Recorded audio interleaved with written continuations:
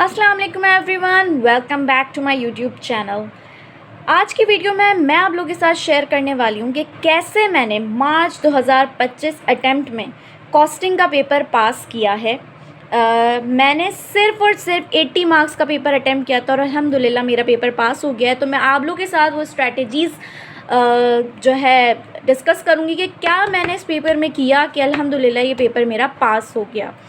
Secondly, इस paper को पास करने से पहले जो वो 6 मंथ का टाइम था जिसमें स्ट्रगल करनी थी, उसमें मैंने अपनी क्या रूटीन बनाई थी, मैं किस तरह जो है इस पेपर को लेके चली, इस सब्जेक्ट को लेकर चली, मैंने क्या क्या फ़ॉलो किया कि मैं आज अल्हम्दुलिल्लाह ये कह सकती हूँ कि मेरा ये पेपर पास है, क्योंकि पास है और आप लोग का भी हो सकता है।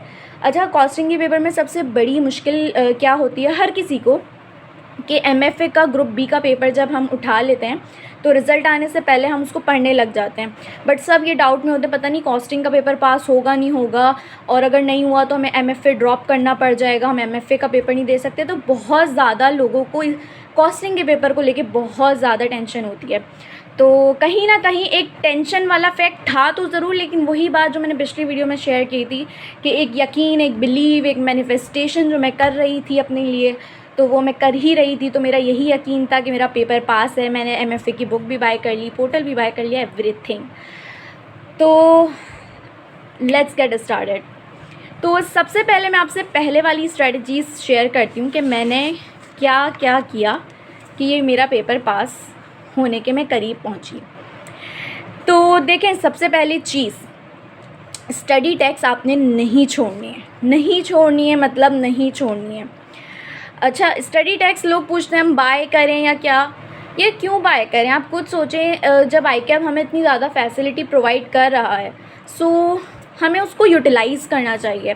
अब आप आईकैप का अपना पोर्टल ऑन करें, वहाँ पर आपको जो है स्टडी टैक्स मिल जाती है फ्री ऑफ कॉस्ट। तो आप वहाँ से जाके आप पीडीएफ में उसको खोल के पढ़ें, आप हाईलाइट करें चीज़ें। तो इतनी इजी मतलब हमारे लिए हो गया है ये करना, हमारे पास अवेलेबल है। लेकिन क्या करते हैं बहुत सारे लोग, स्टडी टैक्स को इग्नोर करते हैं, नहीं पढ़ते। आपको इस सब्जेक्ट में ख़ास तौर पे ऐसा नहीं करना है। अच्छा, अब लोग कहेंगे कि स्टडी टैक्स को कैसे पढ़ें, मतलब इतने ज़्यादा चैप्टर्स हैं, ऐसे तो हमारा प्रैक्टिस में टाइम होना चाहिए इतना, तो हम स्टडी टैक्स को पढ़ के क्या करें। तो उसके लिए मैं आपको कुछ पर्टिकुलर चैप्टर्स बता देती हूँ कि इनको तो आपने हरगिज़ नहीं छोड़ना है, और मैंने भी इनको हरगिज़ नहीं छोड़ा था। मैंने स्टडी टैक्स से इन चैप्टर्स को ख़ास तौर पर कवर ज़रूर किया था, ज़रूर पढ़ा था।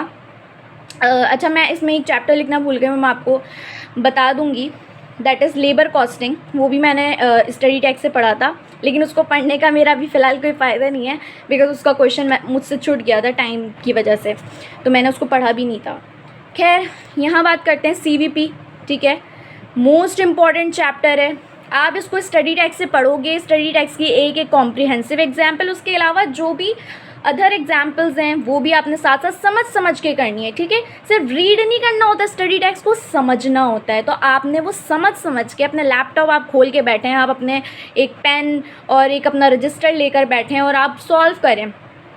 लेट सपोज आपके पास एग्जाम्पल आई, नीचे ही उसका सॉल्यूशन है, लेकिन पहले सॉल्यूशन नहीं देखना, पहले उस एग्जाम्पल को, जब आप चीज़ें पढ़ चुके हो, आपको थोड़ा आइडिया हो गया है हाँ इसमें ये होता है, आप खुद से सॉल्व करो।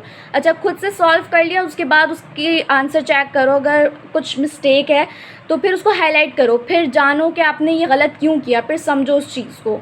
आजकल तो चैट जीपीटी का ज़माना है, आप कुछ भी आपको गलत, मैंने चैट जीपीटी का बहुत यूज़ किया है, टू बी वेरी ऑनेस्ट, बहुत ज़्यादा मुझे हेल्प आउट किया है चैट जीपीटी ने।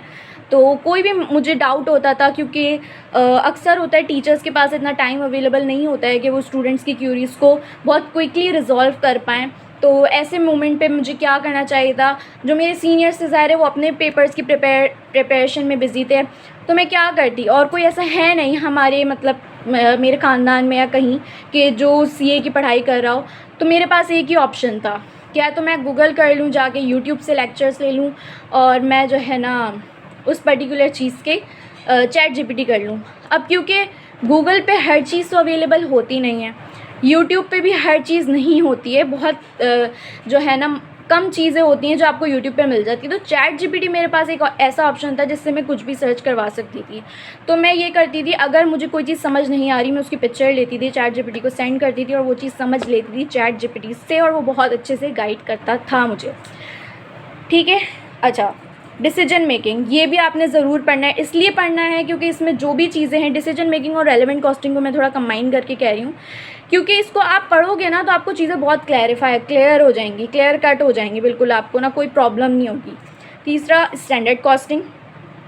स्टैंडर्ड कॉस्टिंग आप लोग लाजमी पढ़ें, बहुत इम्पॉर्टेंट है। और मैं कह रही हूँ, मुझे पास करवाने वाला क्वेश्चन ही स्टैंडर्ड कॉस्टिंग है, क्योंकि इसका क्वेश्चन मतलब अच्छा खासा बड़ा क्वेश्चन आया था और मैंने इसको बहुत अच्छे से अटेम्प्ट किया था, क्योंकि मैं इसकी बहुत ज़्यादा प्रैक्टिस करके गई थी। और ख़ास तौर पे मटेरियल यील्ड वेरिएंस और जो है ना मटेरियल यील्ड वेरिएंस जो है ना, वो लोगों को बहुत परेशान करता है। ठीक है, तो आपने उसकी बहुत अच्छे से प्रैक्टिस करके जानी है। और अगर आपको कोई भी चीज़ समझ नहीं आ रही है तो चैट जीपीटी आप कर सकते हो।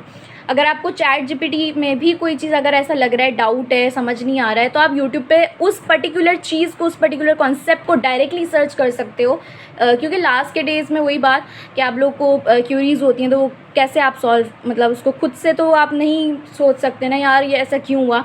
तो आप यूट्यूब पे फिर सर्च कर लेना जैसे मटेरियल यील्ड वेरिएंस, तो आपके पास बहुत सारी वीडियोस आ जाएंगी, तो आप उनमें से कोई भी 1-2 वीडियोस देख सकते हो और आपको वो कॉन्सेप्ट समझ आ जाएगा। और आपको मैं एक मज़े की बात बताती चलूँ कि मैंने जो है स्टैंडर्ड कॉस्टिंग को एक इंडियन टीचर थे, उनसे कवर किया था। अनअकैडमी के वो टीचर हैं, बहुत अच्छे टीचर हैं। उन्होंने मुझे बहुत, मतलब उनसे मैं इतनी इंस्पायर हो गई और मैं सोचने लगी कि काश मैं उनसे फ़िज़िकली भी जाके कभी पढ़ सकती, लेकिन खैर अभी तो जंग ही होने वाली है तो क्या इंडिया ही जाना। तो वो बहुत अच्छे टीचर हैं, वो सीए के ही टीचर हैं, इंडियन सीए के। तो उनसे मैंने ये जो है पर्टिकुलर चैप्टर जो है, मुझे समझ नहीं आ रही थी काफ़ी सारी इसमें, जैसे मैंने आपको बताया मटेरियल यील्ड वेरिएंस मुझे मुश्किल लग रहा था और बहुत सारी चीज़ें थी जो मुझे अनक्लियर थी। ठीक है, तो वो मैंने उनसे कवर कर ली थी। इसमें मैंने कोई 2 से 3 दिन लगाए थे इस पूरे चैप्टर को करने में और मेरा हो गया था। ये मैं after completion of my course from my institute बता रही हूँ कि मैंने क्या किया था। ठीक है। अच्छा, फिर ये आ जाता है EOQ, इन्वेंट्री मैनेजमेंट, बहुत इंपॉर्टेंट, मोस्ट इंपॉर्टेंट चैप्टर है। ठीक है, इसको आपने हरगिज़ इग्नोर नहीं करना है। इसकी स्टडी टेक्स्ट तो आपने लाजमी पढ़नी है, इसको अच्छे से कवर करके जाना है। प्रोबेबिलिटीज़ जो होती हैं वो वाली चीज़ को अच्छे से कवर करके जाना है। वही अगेन बात, अगर आपको समझ नहीं आया आप यूट्यूब करो, चैट जीपीटी करो, आपको ये क्लियर हो जाएगा। क्योंकि ये ऐसे एरियाज़ हैं ना कि ये मुश्किल एरियाज़ हैं और ये मुश्किल एरियाज़ की वजह से ही बच्चों का पेपर रुकता है। दूसरा, प्रैक्टिस। अच्छा, प्रैक्टिस के लिए मैंने ना अपने 3 लेवल्स डिसाइड किए हुए थे, that is moderate, easy and hard. मैं आपको एक पेपर दिखाती हूँ, दिस इज़, अच्छा ये डे 1 एंड डे 2 है, बट मैंने आगे के डेज़ का भी किया था, वो पेपर मुझे मिला नहीं, कहाँ गया। तो मैंने moderate, hard, easy, hard, moderate. ठीक है। अच्छा, इसमें मैंने ऐसा क्यों किया, ऐसा इसलिए किया, मॉडरेट क्वेश्चन मैं सबसे पहले इसलिए करती थी ताकि मैं तैयार हो जाऊँ लड़ने के लिए। मतलब ऐसा भी ना हो कि मेरा मोराल डाउन हो जाए, कोई मुश्किल सवाल पहले करने लग जाऊँ, ऐसा भी ना हो कि बहुत इजी कर लूँ तो ओवर कॉन्फिडेंट हो जाऊँ। इसलिए मैं पहले मॉडरेट करती थी, उसके बाद मैं हार्ड पर आती थी और उसके बाद मैं ईजी वाला क्वेश्चन को अटेम्प्ट करती थी। अच्छा, ये आपने अपने हिसाब से करना है। जैसे मुझे इन्वेंट्री वैल्यूएशन जो है वो मॉडरेट लगता था, मतलब ना हार्ड ना इजी, वो बीच का था। तो उसके मैंने क्वेश्चंस डिसाइड कर लिए, जैसे 3, तो मैं पहले ये 3 क्वेश्चन प्रैक्टिस करूँगी। टाइम आपकी मर्ज़ी, आप डिसाइड करना चाहो तो कर सकते हो। फिर मैंने हार्ड, इन्वेंट्री मैनेजमेंट मुझे हार्ड लगता था तो मैंने उसके क्वेश्चन डिसाइड कर लिए कि इस टाइमिंग में मुझे ये क्वेश्चन, पर्टिकुलर क्वेश्चन प्रैक्टिस करना है। उसके बाद में आई इजी, क्योंकि हार्ड चीज़ करके बंदा इतना थक जाता है। फिर थोड़ा इजी पे आए, तो फैक्ट्री ओवरहेड मुझे बहुत इजी लगता था तो मैंने उसके क्वेश्चन डिसाइड कर लिए। फिर hard, moderate, easy, hard, easy, इस तरह करके आप अपनी लिए ये एक चार्ट बना सकते हो और इसको फॉलो कर सकते हो। आप चाहो तो उसकी पिक्चर भी ले सकते हो इस तरह करके, ताकि आप इस तरह से अपने लिए एक चार्ट बना लो। ऑलराइट, उसके बाद हम आते हैं आई कैप के आप अपने पोर्टल पे जाओगे, वहाँ आपके सजेस्टेड आंसर्स होते हैं, एग्जामिनर कमेंट्स और मार्किंग स्कीम। अच्छा, मैंने पास पेपर्स की प्रैक्टिस कैसे शुरू की थी? सबसे रीसेंट पास पेपर मैं रिवर्स चली थी, फिर उससे पहले अटैम्प्ट। अच्छा, मैं क्या करती थी, आई कैप के उस पर मतलब लैपटॉप में ना एक मतलब ये फ़ीचर होता है, आई डोंट नो मोबाइल में नहीं हो पाता शायद ऐसा। तो आप जो है अब आई कैप की वेबसाइट जो है अपने डिफरेंट टैप करके खोल सकते हो। एक पे मैं जो है क्वेश्चन खोल के रखती थी, एक पे सजेस्टेड आंसर, एक पे एग्जामिनर कमेंट, एक पे मार्किंग स्कीम। सबसे पहले मैं क्वेश्चन देख के क्वेश्चन सॉल्व करती थी, उसका सजेस्टेड आंसर देख के अपने आप को जो है ना सजेस्टेड आंसर देख लिया, मुझे पता चल गया ये गलत है, जहाँ जहाँ गलती थी सर्कल कर लेती थी रेड पेन से। उसके बाद मैं जाती थी मार्किंग स्कीम पे, फिर मैं देखती थी कि जो चीज़ मैंने सही की है उसके मैं अपने आप को मार्क्स देती थी, और मैं देख लेती थी इस क्वेश्चन में मेरी मतलब मैं कहाँ पे खड़ी हूँ, कहाँ स्टैंड करती हूँ इस क्वेश्चन में या इस पर्टिकुलर चैप्टर में। फिर मैं एग्जामिनर कमेंट्स पढ़ती थी, फिर मैं इम्प्रूवमेंट करती थी, फिर दोबारा से प्रैक्टिस करती थी उस क्वेश्चन को। तो ये जो है लर्निंग मेरी चलती रहती थी। तो आप भी आई कैप की ये वाली चीज़ ज़रूर टूल्स यूज़ करें, ये बहुत हेल्पफुल साबित होते हैं। अब मैं इसको कर देती हूँ बंद। अब हम आ जाते हैं इस पेपर पे। ये पेपर आपको दिख रहा है। अब मैं आपको बताने लगी हूँ कि मैंने कैसे इस पेपर को जो है वो पास किया। तो मैं आपको दिखाने लगूँ इसके क्वेश्चंस। ये आप क्वेश्चंस देख रहे हैं, ये टोटल 9 क्वेश्चंस हैं, राइट। अब इन 9 क्वेश्चंस में से सबसे पहला क्वेश्चन था सीवीपी का, दूसरा क्वेश्चन था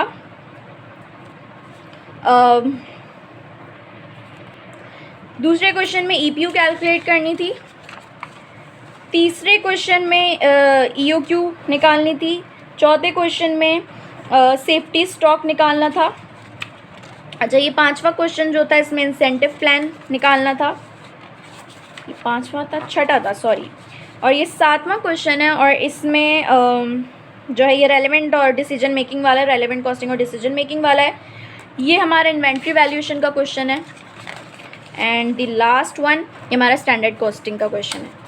अच्छा, जैसे ही मैंने पेपर पढ़ा ना मुझे एक कॉन्फिडेंस बिल्ड हुआ, मैंने बोला यार ये तो पेपर ईजी आया।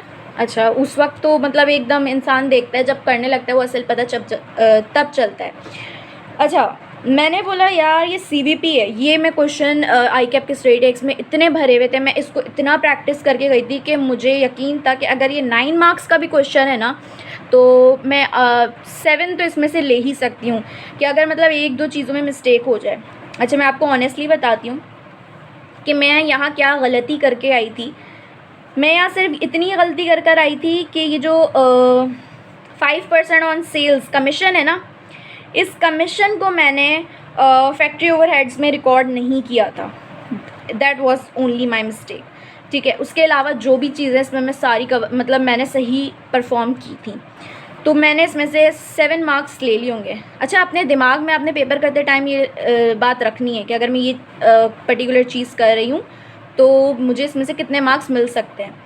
और उसके अलावा क्वेश्चंस को बहुत गौर से पढ़ना है, ठीक है। जल्दबाजी में क्वेश्चन नहीं पढ़ना है, गौर से क्वेश्चन को पढ़ना है, और जल्दी में भी सॉल्व नहीं करना है। क्वेश्चन को ऐसे सॉल्व करना है, मॉडरेट अपनी स्पीड रखनी है ताकि कोई गड़बड़ ना हो जाए, ठीक है, एरर ना हो जाए। तो ये क्वेश्चन मुझे अच्छे से आता था, सीवीपी की मेरी तैयारी काफ़ी अच्छी थी। उसके बाद आ जाते हैं ईपीयू पे। ये आप देख रहे हैं फीफो मेथड और वेटेड एवरेज मेथड। इतने बड़े बड़े क्वेश्चन इस चैप्टर के हम प्रैक्टिस करके गए थे, इतने मतलब मैं कह रही हूँ बहुत ज़्यादा, और फिर भी इस पे से बहुत छोटा सा क्वेश्चन आया जो मतलब इतने कम मार्क्स का। तो खैर, लेकिन इजी था, अगेन आता था तो अटेम्प्ट किया। लेकिन एक चीज़ में यहाँ पे डाउट था, जैसे materials are added in department B immediately after inspection which occurs when the production is 35% complete. अच्छा, अब पता नहीं क्यों मैं यहाँ कोई कॉन्सेप्चुअल लैग था या क्या था, मैं इसको मल्टीप्लाई बाय 65% कर आई थी मटेरियल को ईपीयू में। तो आई वॉज़ नॉट श्योर कि ये चीज़ मैंने ठीक की थी या गलत की थी, लेकिन उसके अलावा बाकी सारी चीज़ें इसमें मैंने सही की थी। तो आई गेस अगर इसके लिए मेरा मार्क कटा भी होगा तो 1 या 2 मार्क्स मेरे यहाँ से कट हो गए होंगे। तो आप देखो 8, ये 8 मार्क्स हैं, ठीक है, इसमें से आप 2 माइनस कर दो, ठीक है। अब मैं आपको ये बताने लगी हूँ कि आपको 50 मार्क्स जो है रिक्वायर्ड है, ठीक है। ये मैं यहाँ लिख दिया 50 मार्क्स रिक्वायर्ड है। अब आप इसमें से माइनस कर दो आप जो मार्क्स लेते जा रहे हो, ठीक है। मैंने आपको यहाँ CVP के क्वेश्चन में बताया था, मैंने 7 मार्क्स तो ले लिए हैं, 7 माइनस कर दिए। यहाँ मैंने आपको बताया कि मैंने एटलीस्ट 6 मार्क्स ले लिए हैं, तो मैंने 6 माइनस कर दिया, ठीक है। अभी मेरे पास कितने रह गए, 37 मार्क्स रह गए। चलें आगे चलते हैं। फिर यहाँ आ जाते हैं EOQ पे। अच्छा, EOQ में जो है मैंने बहुत सारी मिस्टेक्स की होंगी जहाँ तक मेरा ख़्याल है, लेकिन कुछ चीज़ें ठीक भी की होंगी। अच्छा, मैंने जहाँ गड़बड़ की थी ना, जो मुझे याद है, वो मेरी होल्डिंग कॉस्ट में कुछ गड़बड़ आई। मतलब मैंने शायद इंश्योरेंस कॉस्ट का कुछ गड़बड़ की थी, या कोई 1-2 गड़बड़ थी जो मैंने की थी। तो मैं बहुत ज़्यादा इसमें मतलब डरी हुई थी, लेकिन ना मुझे इतना था कि मैंने ना मतलब खोल दिया क्वेश्चन को, इसकी जो भी एडजस्टमेंट मैं कर सकती थी, मैंने इतनी प्रैक्टिस की थी, मैंने सारी एडजस्टमेंट्स इसमें कर दी थी, ठीक है। अब आप ये देखिए है 7 मार्क्स का, तो मैंने बोला यार हो ना हो इसमें से मेरे 4.5 मार्क्स तो निकल ही आएंगे, ठीक है। अब देखें आप हमारे पास कितने मार्क्स बच रहे हैं, 32.5 अभी भी हमारे पास बच रहे हैं। अब आ जाते हैं इस पर्टिकुलर क्वेश्चन पर।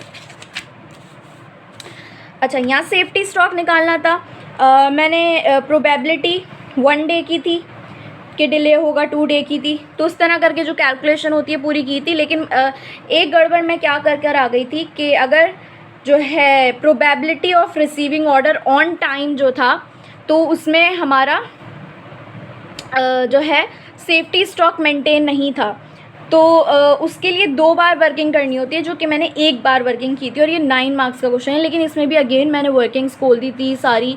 जैसे ये डेज़ दिए हुए हैं, तो मैंने आराम से जो है सेल्स वगैरह, मतलब जो भी चीज़ें इसमें निकल सकती थी ना, मैंने एवरीथिंग सब कुछ निकाल के रख दिया था। तो मुझे ये था यार इससे एटलीस्ट मेरे 5 मार्क्स तो आ जाएंगे। तो अब देख, या 5.5 ले लो, 5.5 मैंने यहाँ कर दिए। तो अब देखो, अब मेरे पास सिर्फ 27 मार्क्स रह गए हैं पास होने के लिए। मैंने ये क्वेश्चन पढ़ते ही डर गई। मैंने बोला छोड़ो, आगे बढ़ो, क्योंकि अगर आप एक क्वेश्चन पे अटक जाते हो इट मीन्स आप टाइम वेस्ट कर रहे हो। तो मैंने टाइम वेस्ट हरगिज़ नहीं किया। अब आते हैं इस क्वेश्चन पे। इस क्वेश्चन को मैंने बोला यार इतना बड़ा क्वेश्चन, तो मैंने बोला इसको बाद में देखूँगी, ठीक है। मैंने बोला इसको अभी रहने देते हैं, ठीक है भाई। मैं आगे बढ़ गई। फिर आया मेरे पास ये क्वेश्चन, और ये मुझे आता था काफ़ी अच्छे से। अच्छा, ये था रिवाइज शेड्यूल बनाना है। शेड्यूल वगैरह की मैंने इन्वेंट्री वैल्यूएशन में इतनी प्रैक्टिस की थी कॉस्ट कार्ड बनाने की, तो मैंने आराम से रिवाइज था, मतलब सारी एडजस्टमेंट को देखते हुए काम करना था। तो मैं एक एडजस्टमेंट पढ़ते जा रही थी। अच्छा, मैंने क्या किया, एक पेज इधर मैंने शेड्यूल कार्ड बनाना शुरू कर दिया, और दूसरे पेज पे मैंने जो है जर्नल एंट्रीज़ जो रिकॉर्ड करनी थी करेक्ट करने के लिए, उसको करेक्शन एंट्रीज़ होती हैं बेसिकली, तो मैंने नेक्स्ट पे जो है ना पेज पे वो करना शुरू कर दिया। पार्ट ए पार्ट बी मैंने साथ साथ किया। जैसे मैं एंट्रीज़ रिकॉर्ड करते जा रही 1 की, उसके बाद मैं कॉस्ट कार्ड में वो वैल्यू जो है सही करके पुट करती जा रही। तो इस तरह करके क्वेश्चन मैंने अटैम्प्ट किया था। और ये कितने मार्क्स का है, रिवाइज शेड्यूल है 11 मार्क्स का। मैंने बोला यार मुझे नहीं लगता कि मैंने इसमें कोई ख़ास गड़बड़ की होगी, लेकिन अगर हुई भी तो चलो, मैंने 9 मार्क्स तो यार यहाँ से ले ही लिए। अब आप देख रहे हो 9 मार्क्स मैंने यहाँ से ले लिया। अब 18 मार्क्स मेरे पास रहते हैं सिर्फ कि पास होने के लिए। और ये जो 7 मार्क्स है ना, मैंने बोला यार मैं करेक्शन ऑफ एरर्स में हमेशा ना बुरी रही हूँ। मतलब मुझे आइडिया नहीं है कि मैं इसको मैंने अटैम्प्ट जो किया है तो वो मैं अच्छे से अटैम्प्ट कर पाई हूँ या नहीं। तो मैं इसमें एटलीस्ट मैंने 4 मार्क्स ले लिए होंगे। अब आप देख रहे हो 14 मार्क्स रहते हैं अभी पास होने के लिए। आगे बढ़ते हैं। आगे बढ़ी तो मेरा फेवरेट वेरियांसेस वाला क्वेश्चन आ गया। अब वेरियांसेस में देखो 6 मार्क्स मटेरियल प्राइस, मिक्स और यील्ड वेरियांस के, ठीक है। अब इसमें जो है ना मैंने बहुत प्रैक्टिस की थी, बहुत जान मारी थी, लेकिन फिर भी यार एक इंसान को डाउट रहता है। मैंने बोला कोई एडजस्टमेंट में अगर मैंने डाउट कर भी दिया तो मुझे ऐसा फील होता है कि मैं 4 मार्क्स तो ये पर्टिकुलर रिक्वायरमेंट ए से निकाल लूँगी। तो मैंने क्या किया कि मैंने 4 मार्क्स माइनस कर दिए। अब आप देख रहे हो सिर्फ 10 मार्क्स रह गए पास होने के लिए। डायरेक्ट लेबर रेट और एफिशिएंसी वेरिएंस, ये तो मुझे बहुत इजी आता था, तो मुझे यकीन था कि 3 मार्क्स तो मैंने ले ही लिए। तो 7 मार्क्स रह गए सिर्फ पास होने के लिए। फिर variable overhead expenditure and efficiency variance, ये भी मुझे अच्छे से आता था, तो 3 मार्क्स मैंने यहाँ से ले लिए। उसके बाद fixed overhead expenditure, efficiency and capacity variance. अच्छा, यहाँ थोड़ा सा मुझे एक डाउट था कि हो सकता है मैंने कहीं गड़बड़ कर दी हो, क्योंकि फैक्ट्री ओवरहेड वाले में भी थोड़ी सी एडजस्टमेंट्स ऐसी होती हैं कि आप कहीं लैग कर सकते हो। तो इस वजह से मैंने बोला कि यार यहाँ भी मैंने अपने आप को 3 मार्क्स दे दिए। अब आप देख रहे हो पास होने के लिए 1 मार्क रहता है, और अब वो 1 मार्क मैं आपको दिखाती हूँ मैंने कहाँ से लिया। ये 1 मार्क लिया मैंने इस क्वेश्चन से। अब मैं आपको बताती हूँ क्वेश्चन से मैंने कैसे लिया। ये आप देख रहे हो, if JAL continues the production of C, यानी कि अगर वो कंटिन्यू करता है प्रोडक्शन तो क्या एडजस्टमेंट होंगी, यानी कंटिन्यू कर रहा है तो यानी वो प्रॉफिट अर्न करेगा। तो मैंने क्या किया कि ये सेल्स और ये सारी चीज़ें थी, और सिर्फ यहाँ पे ये बताया हुआ था कि इंक्रीज़ क्या हो रहा है, ठीक है। ये तो था कि अगर हम उसको डिसकंटिन्यू कर देंगे तो आगे क्या होगा, अगर डिसकंटिन्यू नहीं करेंगे तो वो तो निकालना हमारे लिए आसान है। यहाँ पे जैसे बोल रहे हैं कि 60% से रॉ मटेरियल की प्राइस इंक्रीज़ हो रही है, तो मैंने रॉ मटेरियल की प्राइस इंक्रीज़ करके, ये जो यहाँ पे दिख रहा है मटेरियल इंक्रीज़ करके लिख दी थी, ठीक है। और ये जो मतलब ये वाला जो पैराग्राफ था ना, ये ए के लिए था। तो मैंने क्या किया, मैंने इसको, आप यकीन नहीं करोगे, जस्ट पेपर ख़त्म होने में 1 मिनट बाकी था, 1 मिनट, और उस 1 मिनट में ये मैंने तीन मार्क्स अपने, पता नहीं इसमें से मैंने 3 लिए होंगे या 2 लिए होंगे, या 2 तो ले ही लिए होंगे क्योंकि मैंने इसको कर लिया था अच्छे से अटैम्प्ट। तो आप देखो -1 यानी 51।